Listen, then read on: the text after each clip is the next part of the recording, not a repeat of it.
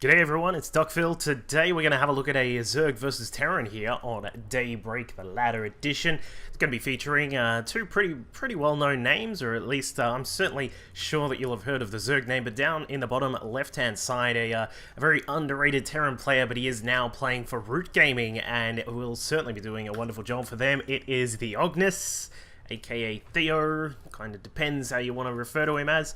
And of course his opponent up at the top right hand side is our blue Zerg player, will be Team EG's Hydra. Going to be starting here. This is a little bit of an older replay, I think. Like, it's not too old, but I think Hydra changed his name to put the RC on the end there, but it looks like... what are they talking about? Yeah.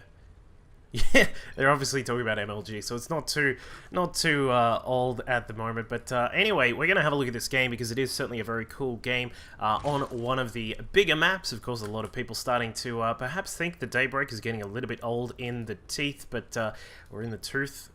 I don't know, do you refer to that as tooth or teeth? I can't remember with that particular saying, but anyway, yeah, interesting note from Hydra there is that Life's Zerglings and his are not the same. They have different stats. Pretty insane, of course, to watch Life play this game, but we're going to watch these two. Both of these guys, former Brood War players from a very long time ago. Both of them, well, it looks as if we've got Hydra just going to go for a quick expansion. I would say that Ognis is also going to go for the same sort of thing pretty quickly too, just because he does like to get those expansions going. There he goes, throws it down straight up, just the old 14cc from him. Taking a leaf out of Flash's book in that regard. So, of course, this map, you know, we were saying before, a very big map. You've got your expansion that is very easy to take here. As we can see, I'm just going to grab that. He's probably going to maybe throw down a little bit of an Evo chamber wall at this sort of area here, just trying to block off any Hellion run-bys or anything like that that might try and come through. We'll probably see him head down towards the expansion just here as well. Probably get that very, very easily. Now, one thing which I have seen, this is actually, I forgot to mention, this is actually from... the Ognis' replay pack, which was just recently released. You can jump onto his Team Liquid thread and catch that. But one thing that I've noticed, there's a couple of games with Hydra in the matchup with the Ognis, and Hydra loves to do these sort of just these very quick two-base Ling and Baneling plays, just like right off the bat. Picks up his third base, but then gets quite a lot of Lings and Banelings out to try and get some really early pressure on the Terran player. So we will see how the Ognis is going to deal with that. Looks like we do have the gas coming in, of course. One thing to keep an eye on when you are a Terran player is to see how much gas is coming in from your Zerg opponent. Just Ognis now scouting through and having a quick look. He's got a little bit of a look going on how much gas is in there. You can see him, the red outline there, just clicking on the extractor just to have a look at how much is going in from the extractor. Still picking up the gas there, actually, just a little bit more than what you would normally see at this point. Of course, Hydra is going to start up his Zergling speed, and then of course one thing to keep an eye on is how many drones he actually pulls out of the gas. So he's going to pull all three out and send them down towards the natural to get started. Of course, these guys just having a quick little chat about that to mention gonna make so many Lings and Banes, in fact.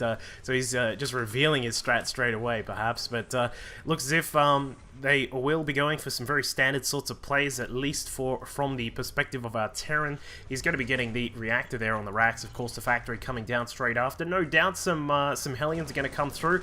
I don't think too many players, at least, haven't really experimented with just getting like straight out mines off a reacted factory. Like, I know later on in towards the mid game, you do see a lot of players will go for a bio mine style, whether it be heavy mines with lots of Marines, or even a Marine Medevac Marauder mine style, the Quad M coming up, the M to the 4th power. But you know, I don't think too many people open up with it, just because it doesn't give you as much versatility to open up. Of course, Hellions can move out, they can come out and roast up some of these Zerglings in the Xel'Naga watchtowers, give you some more vision out on the map. They also can run quite quickly, or drive quite quickly, get across to the third base, check if the Zerg is taking third, how many drones they've got at their natural, and all these sorts of things. Whereas with a mine, all you're going to do is just just kind of run it around, maybe put it in a little spot here where you're not actually really going to get too much done, and then, you know, maybe you might catch a couple of drone kills or something like that. So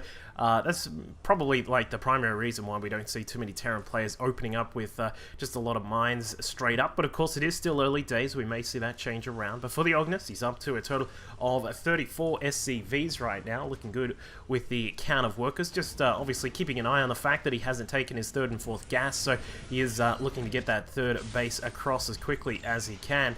We will actually see him switch into a bio style here. So I have seen quite a few replays from the Ognis actually doing a mech versus Zerg. In fact, if you were watching way back, we did see a replay on Late Night Imber Discussions, the strategy show that I used to have on the channel, where we actually saw the Ognis beating Nest-T with some mech. He's actually that good with mech, so it's pretty cool to see those sorts of things. But he is going to have a quick look, find the third base of Hydra, roast up a couple of these Zerglings here, getting rid of, well, pretty much every single one there. Of course, the Queen is going to be around to help deflect that attack, so not too much is going to happen in the early game here. It looks like Hydra is going to push out. He does have the 2 Evo Chambers researching +1 to both weapons and carapace for those ground units, and there comes the Baneling Nest as well. So I think he is going to go for this pretty so it's, I wouldn't say it's like an all-in or some sort of crazy heavy attack or anything like that, but it is something which can cause quite a lot of damage if you're unprepared. Of course, a lot of Terran players,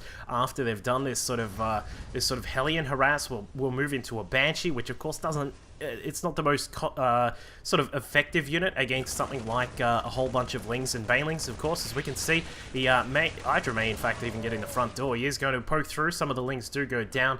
It looks like the Hellions, meanwhile, try to get a little bit more harassment going at the third base, but there are just too many Lings for them to get anything done. So Hydra is going to be able to block off the third base of Ognis for the moment, not able to just land and squash all of those Lings. So he is going to be a little bit delayed on that for the time being. A few Marines will come across. They've got Stim, but unfortunately for them, they're not going to last too long because the rest of the pack of Lings have now come across. It looks like some more Marines are getting ready to come out and help out with the defense of this natural position here, and it looks like eventually he will actually force them back, but not after suffering quite a long delay there. So back at home for Hydra, he has picked up 5 gases, 5 and 6 of course down here at the third base. We've got the Spire on the way, and I think, yeah, this is the pressure point that is going to come along now, where he can morph in a whole bunch of Banelings. We've got 5 on the way. We'll probably see a few more. I wouldn't say too more than well, perhaps not too many more than 10 or so, but what he wants to do is just put a lot of pressure on this third base. He wants to cancel this out, take down some of these SCVs, and with the absolutely huge angle that he's got to come through, of course, we'll probably see him just roll through these sides, and he actually does. Comes through with the Lings, gets to the back, surrounds the Marines, and in fact the SCVs, some of the casualties there in that first attack. Looks like the Marines at the top of the ramp are also going to be caught out by the Lings, and in fact, what are these Banelings doing? Are they going to be able to roll through? Almost getting across to get some serious damage done, but Hydra is going to be able to fall back for the moment, and we'll force this to just at least lift up for a short time. I don't think these Marines are going to be able to stop all of these Lings that are here. Of course, we did see a lot of reinforcement Lings coming across. Ognis forced to evacuate for the time being. Some of these SCVs are a little bit unfortunate to have been caught out there, but the pressure will continue from Hydra. His 2-2 is now also on the way, so he's definitely going to force a halt to this third base for the moment. Ognis now bringing across a couple of mines, wants to get these in position to help out. They of course bust down huge groups of Lings with a single shot, and if you can get them in the right spot, you may be able to just completely wipe out a very low level Zerg army like this. So Hydra, while this has all been going on, of course, we have seen a large production of Mutalisks now coming out, 11 in total. We've got +1 on the air attacks, and of course, the 2-2 is almost finished up for those ground units as well. So we are going to go into that, well, pretty standard sort of Ling Bane Muta style from the EG Zerg player here. Of course, for the Ognis, we've got pretty much all of his useful tech is all ready and raring to go. He is adding in a few mines just inside his main base to be prepared for all of the mutas that are no doubt coming. I assume that he has actually seen the spy. Yeah, he has. So some of the Hellions must have seen that, but looks like the mutas are going to float through, finding a turret. We'll actually force a cancel on the turret there. Looks like he won't be able to finish it off just as of yet because there are a couple of mines across the side, but with some a couple of turrets prepared inside the main, but perhaps not the best defense right now for the Ognis. Unfortunately, he is going to lose that armory, which was researching +1 to ship and vehicle armor.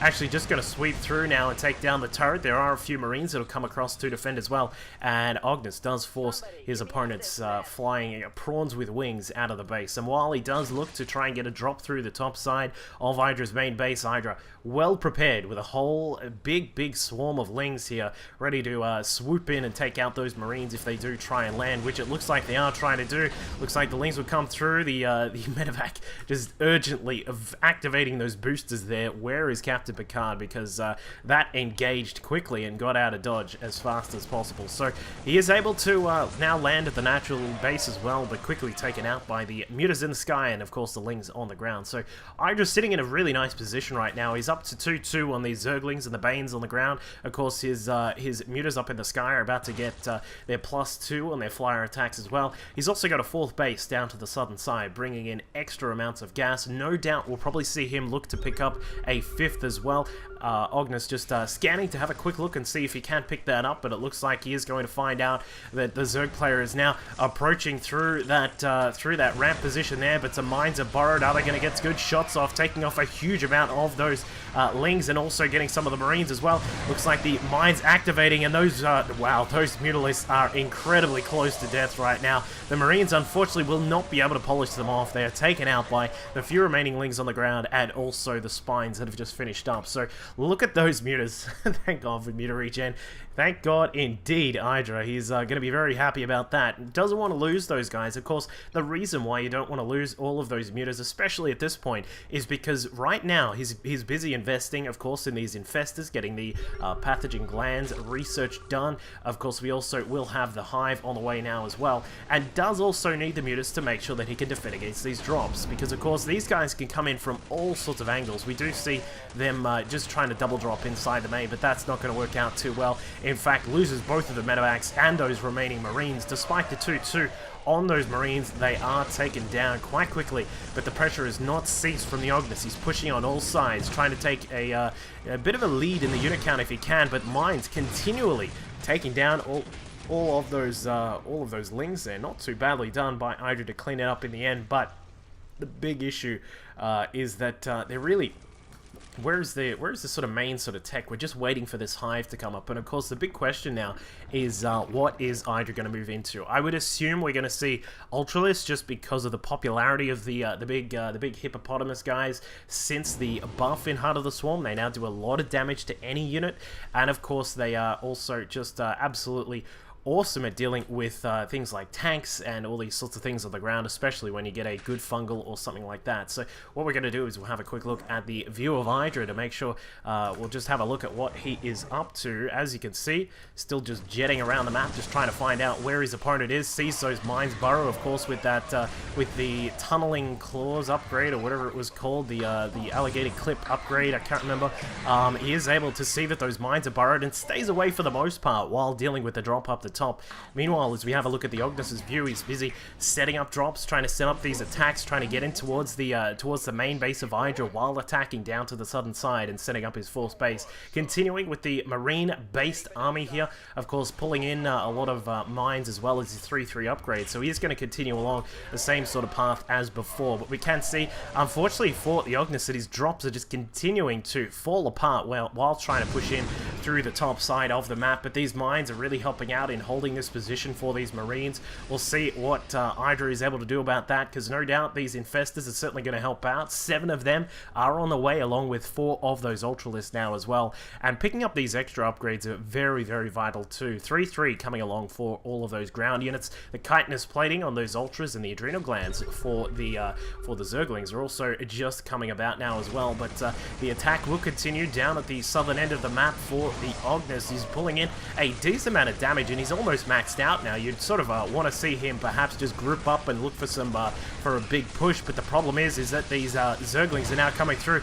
Banes are coming through, and also you got to keep in mind that the Banes damage those Widow Mines when they're in the ground, so it can be a little bit precarious to you know, sort of push those mines through. And in fact, he is going to try and move them up just a bit to give himself a little bit of a safe zone here, but the fungal comes across, does reveal those mines for Hydra, so we can see that they're where they are. But a couple of great fungals there. The Infestors, I don't know what they were doing. They were trying to waddle in to attack there, but unfortunately did not work too well for Hydra. Almost lost all of those Infestors, but he was able to clean up the main army of the Ognis. And now, as we can see, with the Ognis sitting in the middle, 4 bases are up and running, but not necessarily sort of mining as the peak efficiency or anything like that. And now with an Ultra Infestor Bane Ling army now bearing down, this could be a very, very dangerous spot for the Ognis, who has not too much in the way of anti-Ultra. Right now we can see that a few extra factories are being built. No doubt wants to get a huge amount of mines out on the ground, because of course they do a very decent job if they're positioned really well against Ultras. But the sort of the question we'll be asking is, can he get them out in time, and can he position in time? Hydra continuing to spread all of this creep, nicely done through, of course, the 20-minute mark here. We are quite far into this game right now, and it looks as if there will be a couple of medevac drops coming through the bottom side of the map. Looks like the Infestors, is he going to throw out a fungal? No? Alright, not going to throw out a fungal for some reason. Hydra is not worried about that for the moment, but he is going to continue to push into this 4th base here. I don't know if there's enough here. I don't think there's enough for Ognis to defend this. Of course, he does have a double planetary, but of course, when you've got Banes, Ultras, and of course those Lings as well also bearing down, it can mean a whole lot of trouble. And he does lose Planetary 1, and Planetary 2 will go down. While this is going on, though, of course, we do see a drop inside the 4th base down at the southern edge of the map for the Ognis, taking out the hatchery. Nicely done. While at the top side, there was an attempted drop, but unfortunately did not get too much done due to double Spore Crawlers being prepared by Hydra. So he's still sitting in a relatively comfortable position. The work account for Hydra still at 81. Of course, one of the very big macro Zerg players in the realm of StarCraft 2 esports, and his opponent sitting at 63 workers. Not too bad. Does have a fusion core here as well, looking for that possible late game switch, but certainly will be picking up a few Ravens. Of course, these guys have found a new sort of lease in life, if you want to look at it that way. They are quite decent with their PDD, the cheaper Seeker missile, while not doing as much damage as it used to. The cheaper PDD actually does a really good job at sort of wearing down armies. Not to mention, if you can splash all over these Lings, then you can also get a huge amount of kills and just sort of take care of quite a lot of those as well. But the Ognis now starting to really beef up that Widow Mine count. We can see him up to 16 mines around on the map. Unfortunately for him, they're down on this bottom edge of this base, and unfortunately that means that basically everything gets through pretty much unharmed until he lures them across. It's a trap. Where is Admiral Akbar? Because these Ultras are now soaking up all of these Widow Mines. Unfortunately for the Ognis, he wasn't really able to do too much. There are still a grand total of 7 Ultras out on the map, along with the 11 Infestors. We've got a couple of Corruptors now coming about as well, along with all of those Lings out on the ground. So we will see a switch into the Broodlords from Hydra. He's going to have a composition of Broodlord, Infestor, and of course those Ultras as well. Hunter Seekers attempting to go out there on those Infestors, but well done by Hydra to pull them back, and now he's looking to cripple the economy of the Ognis by coming in through to the 5th base up the top. Not too much here to defend. There is a Planetary, of course, which does that wonderful splash damage from the Ebix cannon.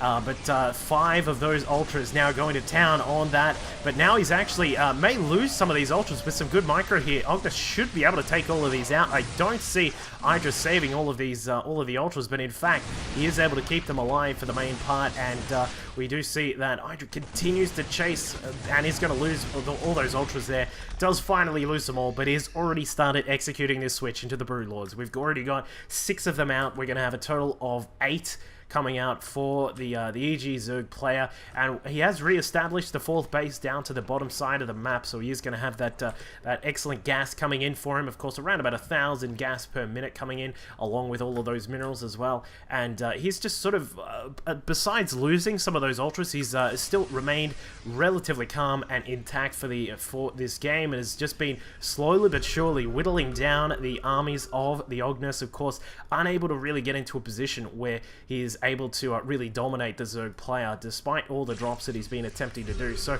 we do see what could be a, well, it could be a final move out. Depends on how this goes, because Ognis is starting to struggle for those minerals. We just had a look at the bases there on the resource counters for the minerals and the gas. It's all starting to wear very thin for the Ognis, but he is inside the main base trying to get some damage done here. Unfortunately, I don't think an empty extractor is the best target, but he is going to come along, is going to get rid of one of these macro hatches, maybe even the hive if he's in position to do that. But down through the bottom side, it looks like Hydra is starting the slow move out with all of these broodlords here, the infestors as well. Got a couple of these overseers to detect where those mines are, and you know, if the Ognis can get a really good drop with those mines and put them in a position where they take out all of the broodlords, or at least a large proportion of the broodlords, then of course we can consider him still in a really good position in this game. But the one issue we have is that with these overseers already out, the fungals here to throw,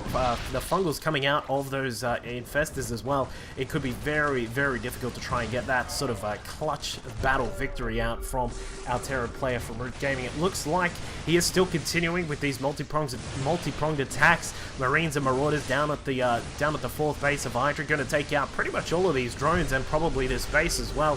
Looks like he will finish off all of that, but while that is going on, the Doom is approaching with all of these ultras here. 10 ultras in total. Unfortunately, some of the mines knocking down the broodlings there, not the best of targets for them, and the orbital will go down. Ognis now in a very, very tough spot. He's got infested Terrans now popping out at his fifth base. He is going to lose that base, but he is going to secure a small victory down here. Unfortunately, the Lings of Hydra are having a little bit of a break, and the hatchery does go down, but the remaining units will be taken out before they can be evacuated.